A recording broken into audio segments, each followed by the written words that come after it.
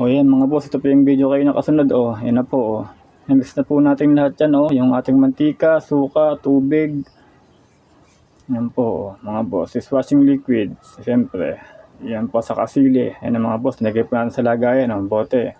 Nabula-bula pa po yan. O. Yan. Iset po natin sa butas. Yan na po. Lagayan. O. Yun. Siyempre. Spray na po natin. O mga boss niya. Mga tanim malalaki na. O. Ni-spray ko na po yan sa ating mga tanim. Nabubunang butos-butos na po ang dahon na yun. Kung hindi po natin nilagyan ng pang-spray yan, tuluyan pa yung bubutasin. Ayan na po. Diba? Sa ilalim, may bunga na ata yun eh. Ayan na po. Spray natin nga sa mga halaman. O okra.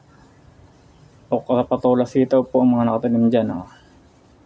O, may naglalakihin na dahil sa ulan. Naglalakihan po yan. Ayan na po.